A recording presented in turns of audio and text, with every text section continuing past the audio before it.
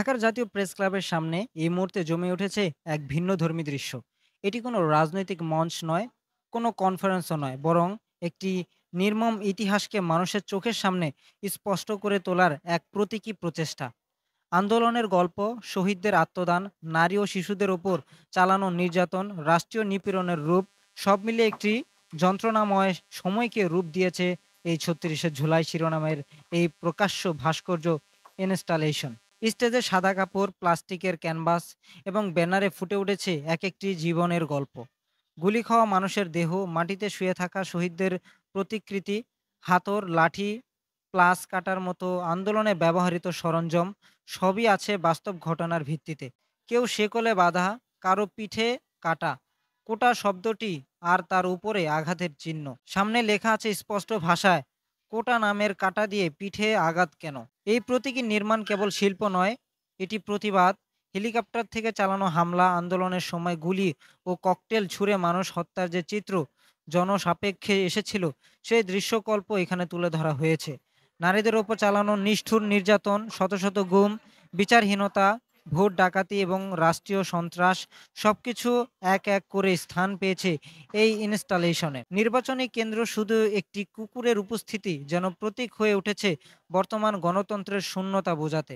সাম্প্রতিক সময়ে দেশের বিভিন্ন স্থানে ঘটে যাওয়া ঘটনা ও পরিসংখ্যান এখানে উল্লেখযোগ্যভাবে তুলে ধরা হয়েছে। বলা হয়েছে গত ১৭ বছরে গুম করা হয়েছে ৭০২ জনকে, খুনের হিসাব নেই অগণিত।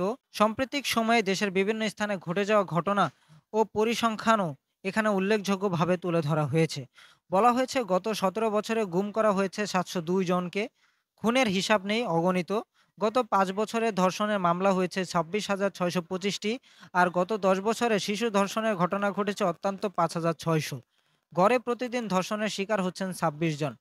সাতক্ষীরায় বুলডোজার দিয়ে বাড়ি ভাঙা, এসপি বাবুল ডাক্তারের বিরুদ্ধে ষড়যন্ত্র, এমপি আলাউদ্দিনের বিরুদ্ধে ধর্ষণের অভিযোগ, এসব ঘটনায় মানুষ আজ প্রশ্ন করে, এ কোন গণতন্ত্র? স্মৃতিচারণে এসেছে আবরার, তনু, মেজর সিনহা, বিশ্বজিৎ, সাগর রুনির নাম, যারা কেউই প্রকৃত বিচার পায়নি। এমনকি সুবর্ণচরে গণধর্ষণের মতো ঘটনাও আজ মানুষের মানস পেটে ভাসছে এই ভাস্কর্যের মাধ্যমে। এই ইনস্টলেশন, যার নাম দেওয়া হয়েছে ৩৬ জুলাই, তা আসলে একটি কাল্পনিক তারিখ, কিন্তু তা বাস্তবের চেয়ে কোনো অংশে কম নয়। এটি এসেছে সেই আন্দোলনের মধ্য থেকে, যেখানে একত্রিত হয়েছিল হাজারো শিক্ষার্থী, নাগরিক ও প্রতিবাদী কণ্ঠ, যারা চেয়েছিল একটি ন্যায়ভিত্তিক, নিরাপদ ও সত্যনিষ্ঠ বাংলাদেশ।